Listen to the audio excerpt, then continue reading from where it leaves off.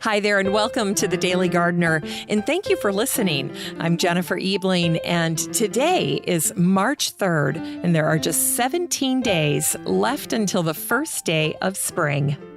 Today we celebrate the man who's remembered in one of the garden's sweetest summer annuals, the lobelia.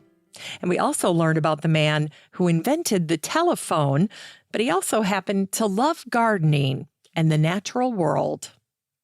And we'll also hear a great memory about rhubarb from one of my favorite garden books for 2020, and the author is an incredible artist to boot. And we grow that garden library today with a book to help you develop positive, meaningful mantras in your life. And then we'll wrap things up with some little-known facts about the birth flower for March. But first, I just wanted to start out by sharing a little snippet from a conversation that I had over on Clubhouse. The room was talking about food waste. And of course, food waste is something that falls into our bucket as gardeners as well. And so when the moderator of the room was asking for ideas on how to minimize food waste, I put on my gardener's hat and I was thinking about this question from a gardener's perspective. And here were my thoughts. First of all, many gardeners grow edibles just for sport. They never have any intention of eating the item that they're growing. They're just experimenting with it and they want to see if they can grow it, or they just like growing it. Now, if you fall into this category and you've been growing edibles just for the fun of it, and you want to try to minimize food waste, you can start simply just by offering your harvest to your neighbors, whether they live next door or whether you find them on the Nextdoor app. And another aspect to consider when it comes to food waste is that gardening and cooking are two separate skills. And just because you're good at one doesn't mean you're good at the other. And so I always encourage gardeners to amp up their cooking skills because that alone can help minimize food waste. Now, my last two tips have to do with growing, a subject near and dear to any gardener's heart. And when it comes to growing, the countertop kitchen garden units, the little units that come with the light on top and then a base for growing, are fantastic for eliminating food waste. You know, when you order things like herbs or greens from the grocery store, you don't know how long they've been sitting there. And often we can put those fresh herbs and greens in our refrigerator and then forget about them, or they end up going bad much quicker than we realize. And so these countertop gardens are great because they keep the greens right there on your counter. They're fresh, they're beautiful. And then when you're cooking, you just snip off what you need. And that translates to a definite reduction in food waste. And then my final thought on this topic has to do with regrowing edibles from your food scraps.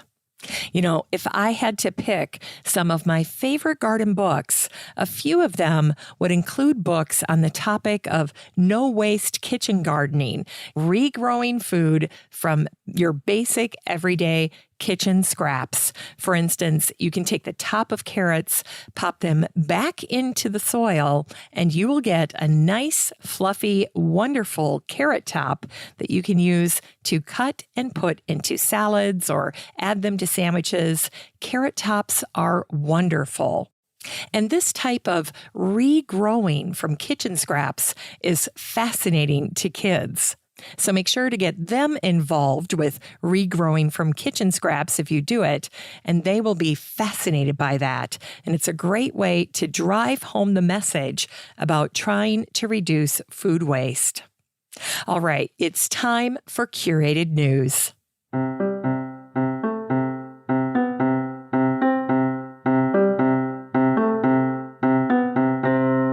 Today's curated celebrated news was featured in the Ukiah Daily Journal. It was a post from Melinda Myers. She's one of my favorite garden authors. And she wrote this post about planning and designing a productive vegetable garden. Now, in general, I would say that this article is geared for a new veg gardener. So if you are going to be starting that this season and you've never done it before, definitely check out Melinda's post. But even if you are an experienced gardener, Melinda always shares little nuggets that all of us can benefit from.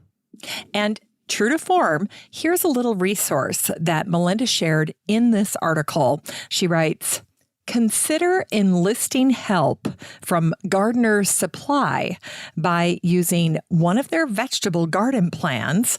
You can find it at gardeners.com. And when you're there, you'll find customized plans for those who want to cook, for those who want to grow specific ingredients for a garden fresh salad or salsa, or even cocktails, or even a Mediterranean diet.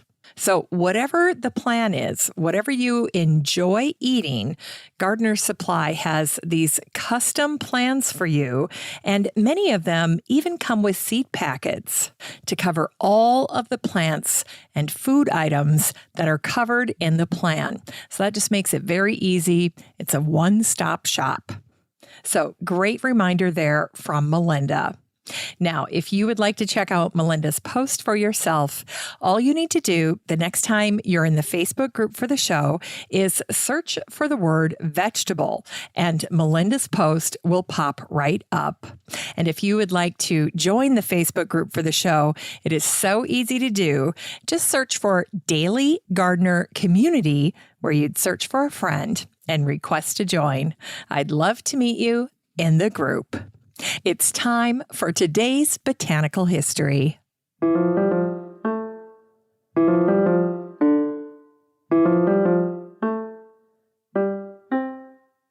Okay, we begin botanical history for today with the birthday of the Flemish physician and botanist Matthias de Leubel, who was born on this day, March 3rd in 1616.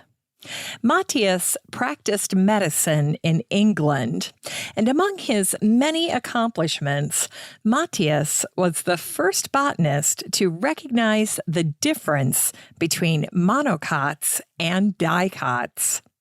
And today, we remember Matthias de Leubel with the lobelia plant. Now, I would say that before researching Matthias, I used to say lobelia, but now, knowing the French pronunciation of his name, I'm going to say lobelia instead. Subtle little change, lo versus lou, but lou would be the more correct pronunciation. After all, the plant is named in his honor.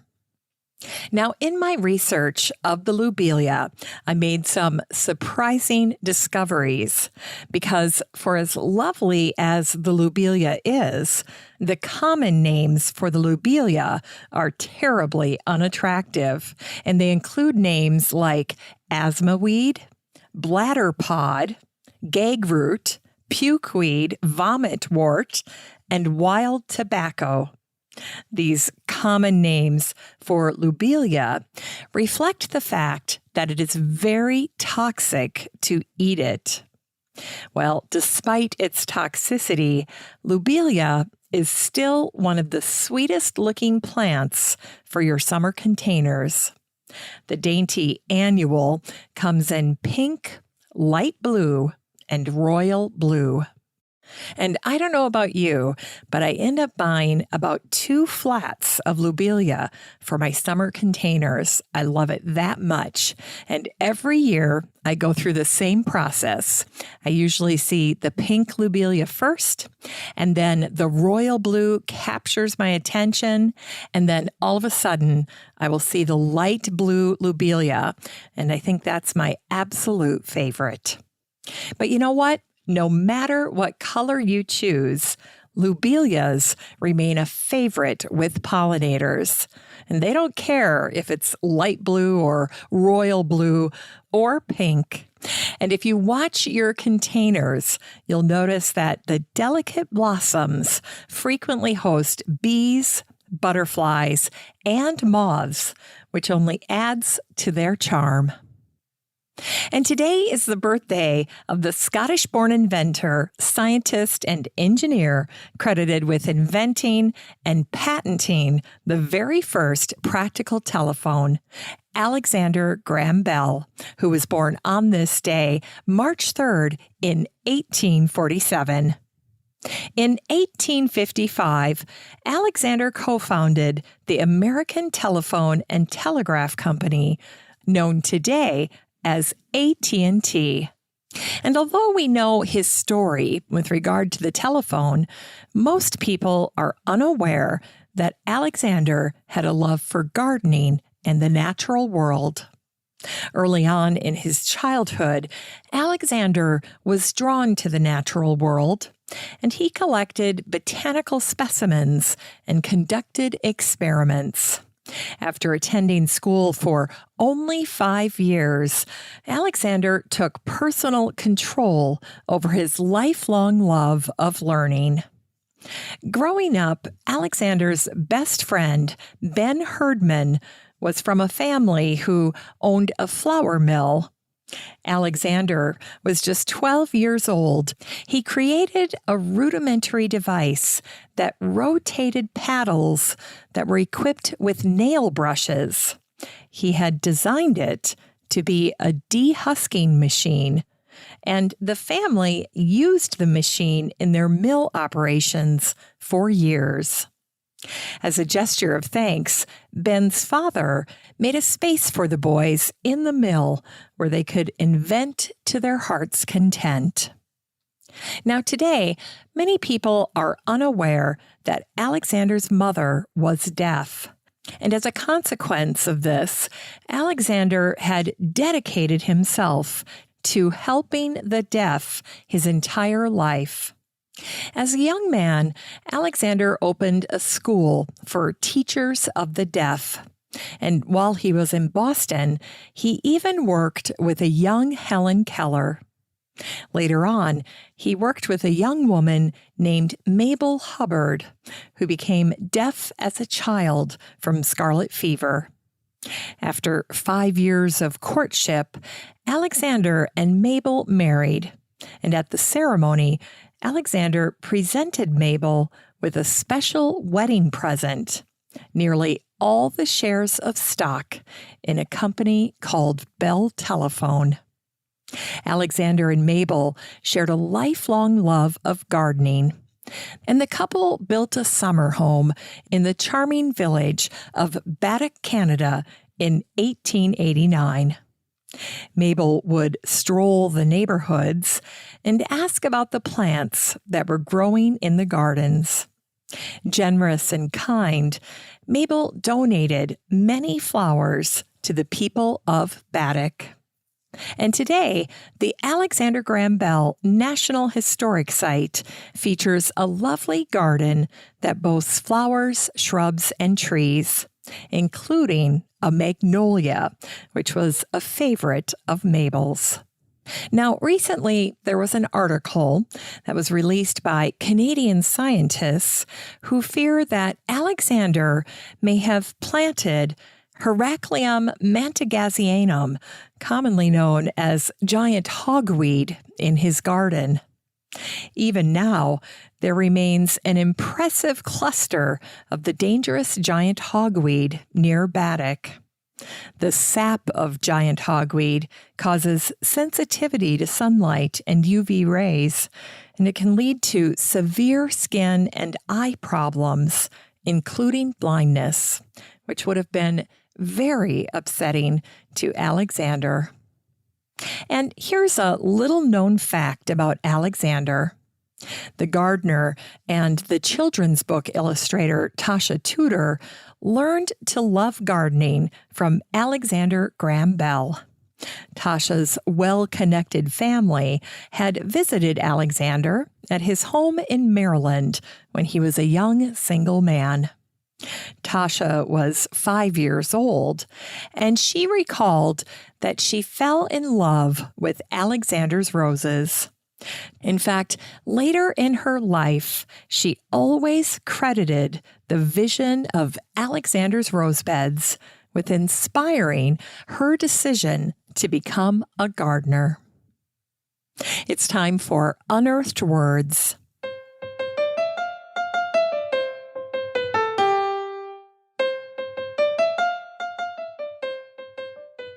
Today's Unearthed Words are written by Katie Vaz, one of my favorite new garden authors. She wrote a book last year called My Life with Plants.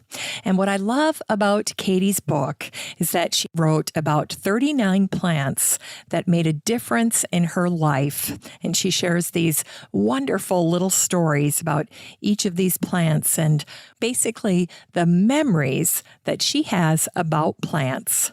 And so today I wanted to read one of them to you, and I selected the rhubarb, an early spring edible. So here's Katie Vaz from her book, My Life in Plants, and she shares an early memory that she has about rhubarb. Every Sunday, my immediate and extended family gathered for dinner at my grandpa's house. Everyone congregated in the kitchen, and there was always a television on in the corner. There was a smiling pink plastic pig from Radio Shack that sat in the refrigerator and oinked at you when you opened the door. We giggled in front of the antique glass cabinet, peeking in at the vintage salt and pepper shakers shaped like boobs that were supposed to be hidden. It felt like an adventure to explore the house and play with old decorations and trinkets. When it was summertime, we gathered on the back porch, where there were mismatched chairs and benches and another television in the corner. A baseball game was always on, and you could hear the hum and buzz of a bug zapper in the background. Rhubarb grew on a small knoll near the house. My cousin, sister, and I were told not to eat the big, broad green leaves, but we did pick and snack on the ruby pink stalks straight from the ground, our mouths puckering from the intense sourness.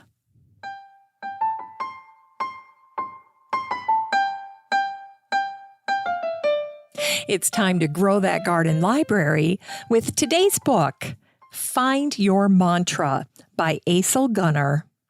This book came out in 2019, and the subtitle is Inspire and Empower Your Life with 75 Positive Affirmations. In this inspiring book, with a delightful botanical cover, Aisel takes you through the steps to developing positive, meaningful mantras in your life.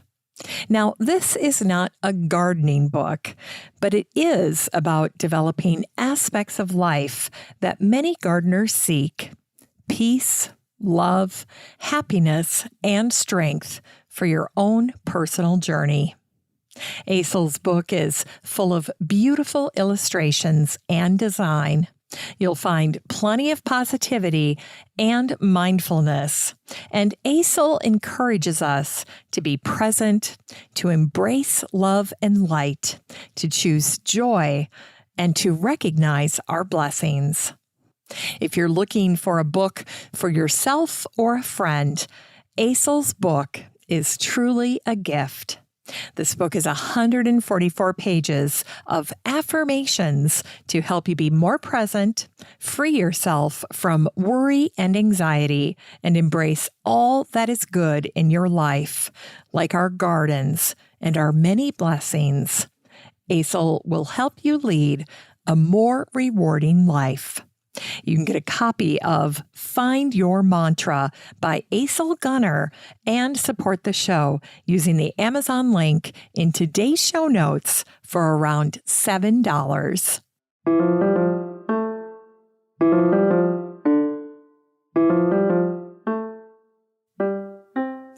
Finally, here's something sweet to revive the little botanic spark in your heart.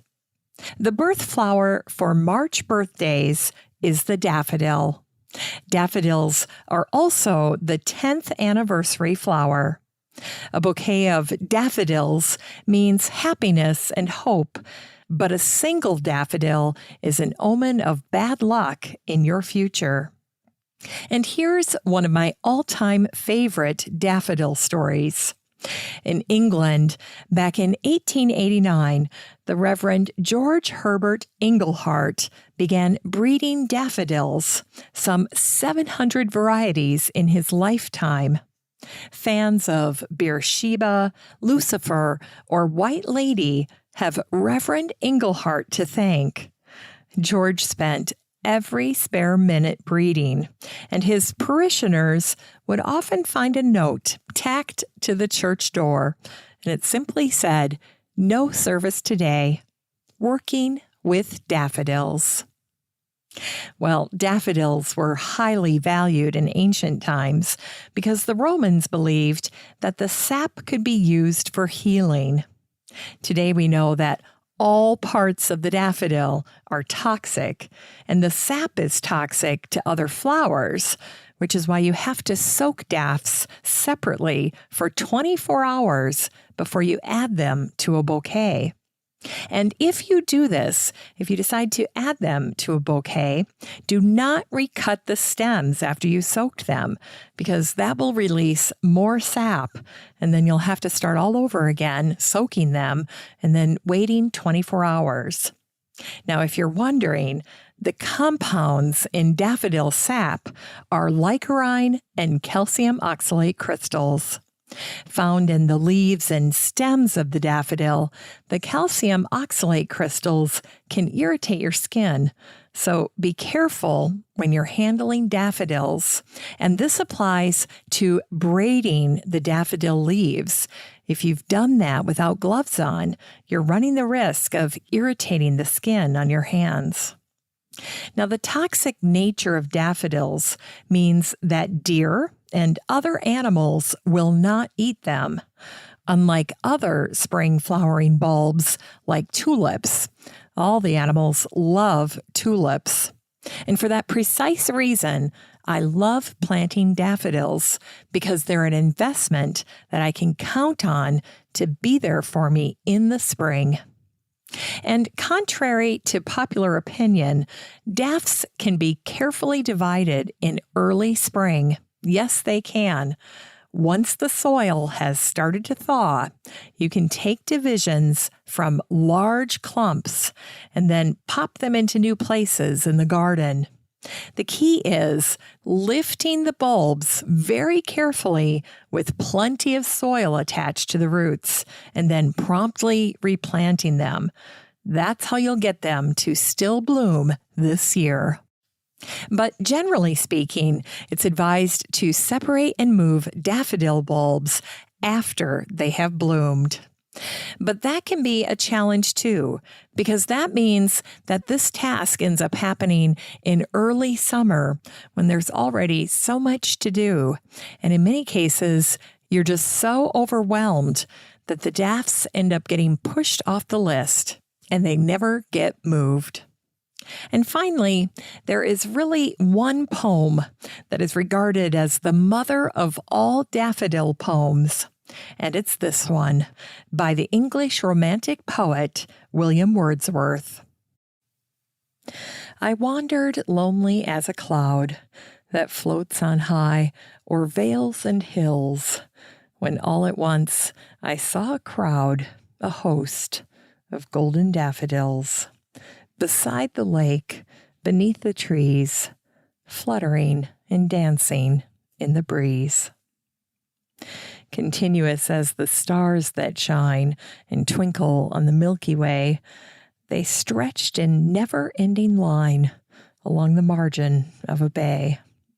10,000 saw I at a glance, tossing their heads in sprightly dance. For oft, when on my couch I lie, in vacant or in pensive mood, they flash upon that inward eye, which is the bliss of solitude. And then my heart with pleasure fills and dances with the daffodils. Thanks for listening to The Daily Gardener. And remember, for a happy, healthy life, garden every day. Hey, thanks for spending part of your day with The Daily Gardener. If you want to read even more botanical brevities, just head on over to thedailygardener.org. That's where you can find all the stories, biographies, and books that I share on the show. And while you're there, be sure to sign up for my free Friday newsletter. It has lots of goodies in it, and I try to make the newsletter like you're getting a marvelous letter from a garden friend. You can always find The Daily Gardener on all your favorite social media. You can follow the show on Twitter, and you have a standing invitation to join the free Facebook group for listeners of the show.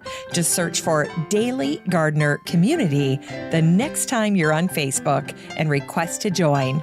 Last but not least, you can easily share your gardener greetings or book submissions by emailing me at jennifer@thedailygardener.org. The Daily Gardener is produced in lovely Maple Grove in Wyoming, Minnesota, with the help of Paige Mance, Brooke Bierbaum, and Eric Begay. I'm your host, Jennifer Ebling, and as always, have a great day in the garden, and we'll see you tomorrow.